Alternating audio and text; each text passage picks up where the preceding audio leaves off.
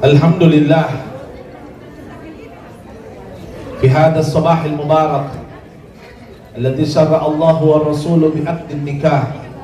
An-nikahu sunnati faman raghiba an sunnati falaysa minni.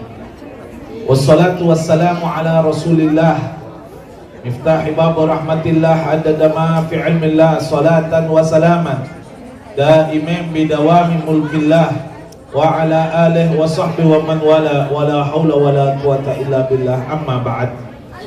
Kepada yang terhormat segenap keluarga besar dari mempelai pria dan wanita dan segenap para tamu undangan, para hadirin wal hadirat yang saya tidak sebutkan satu persatu nama Anda, namun insyaallah sedikit pun tidak mengurangi rasa hormat dan insyaallah sama-sama dirahmati dan dimuliakan oleh Allah Subhanahu wa ta'ala. Amin amin ya rabbal alamin.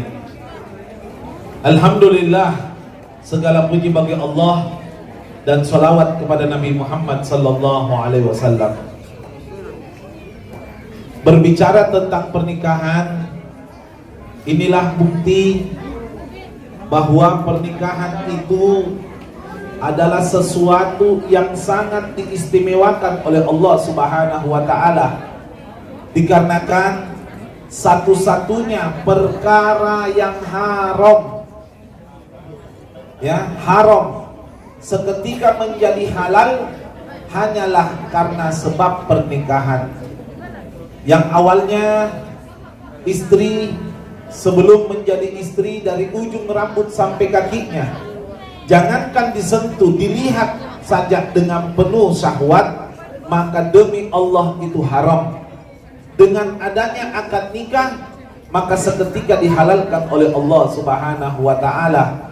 Hanya ucapan ijab dan qabul perkara yang haram menjadi halal di sisi Allah Subhanahu wa ta'ala. Dan perlu kita pahami bersama, cinta itu tidak ada sebelum menikah. Kalau ada orang mengatakan, laki mengatakan kepada perempuan, saya cinta kepadamu, sedangkan belum menikah, demi Allah itu bukan cinta, itu nafsu. Kenapa? Karena dalam Al-Quran, cinta itu diciptakan oleh Allah setelah akad nikah. Jadi sebelum menikah masih istilah suka, cinta belum. Jadi kalau ada istilah orang pacaran, naudzubillah, mengatakan aku cinta kepadamu, jawab, buktikan di pelaminan. Ya itu aja. Karena istilah cinta itu cuma basa-basi. Ya, kenapa saya mengatakan cinta itu basa-basi? Karena cinta itu perasaan. Perasaan diciptakan oleh Allah. Dalam Al-Quran itu Allah berfirman, wa min ayatihi an khalaqalakum min anfusikum azwaja. Dari tanda-tanda kebesaran Allah, Allah menciptakan manusia itu berpasang-pasangan. Ada suami, ada istri. Lalu apa? Litaskunu ilaiha. Untuk apa pernikahan? Supaya laki-laki bisa tinggal satu rumah dengan perempuan. Setelah itu bagaimana? Wa ja'ala bainakum mawaddatan wa rahmah. Setelah akad nikah, barulah Allah ciptakan namanya cinta dan kasih sayang. Ini ayat loh ya. Jadi kalau ada orang mau membantah ayat, suruh syahadat, bisa-bisa hukumnya kafir. Ini ayat loh. Allah wa ja'ala bainakum mawaddatan wa rahmah. Allah ciptakan itu cinta dan kasih sayang setelah akad nikah. Bayangkan ya, kita sekarang seperti saya, rasa sayang kepada istri seolah-olah dia sudah hidup sama saya sejak kecil. Padahal saya baru berjumpa dengannya 2011. Tapi perasaan seolah-olah sudah hidup sejak kecil. Cintanya nggak mufakat. Kenapa? Karena setelah adanya pernikahan. Itulah keindahan daripada pernikahan. Namun di dalam pernikahan tentunya satu hal, bahwa dua karakter yang berbeda menjadi satu, otomatis pasti ada bunga api. Ya, namanya kan benda yang berbeda itu kalau disatukan muncul percikan. Nah, kalau sudah muncul percikan di antara kedua mempelai, bukan lagi calon, suami dan istri, ada satu nasihat yang saya mau sampaikan, baik pengantin baru maupun yang sudah lama pengantin lama, ya, ataupun yang bakalan menikah. Apakah itu? Dengarkan baik-baik.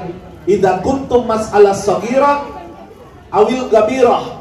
Kalau Anda punya masalah kecil ataukah besar, la tukhbiru ilal akhar. Jangan sampaikan ke pihak ketiga. Jadi besok-besok ada masalah tak, ada sedikit cekcok tak, jangan lalu curhat sama pihak ketiga.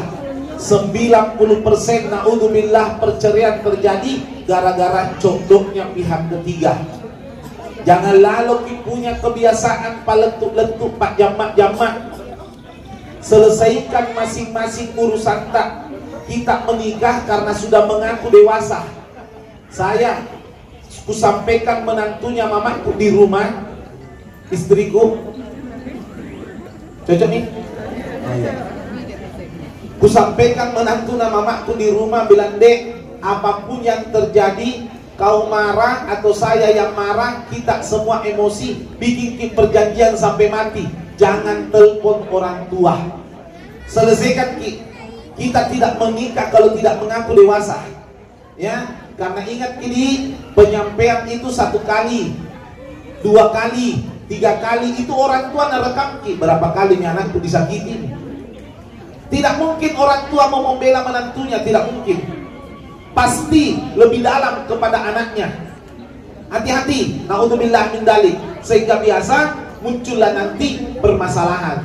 Saya tinggal 4 petak rumah dari ibu saya, ibu kandung saya 4 petak tinggal. Demi Allah, sampai sekarang tidak pernah dengar mamaku saya punya masalah. Padahal Ustadz juga manusia, pasti emosi tinggi. Tapi apa nak bilang mamaku? Bilang, nak, kenapa ku tidak pernah ku dengar ribut? Jadi ku jawab, Umi disuruh tak ribut? Bilang, tidak. Muka tahu kenapa ku tidak pernah ribut? Umi ribut tonja. Kalau 1 tahun tidak bisa begitu berapa kali. Tapi alhamdulillah ku selesaikan sendiri. Karena itu suami istri kalau nak selesaikan sendiri, lama kelamaan damai tonji. Nah kalau damai itu suami istri kalau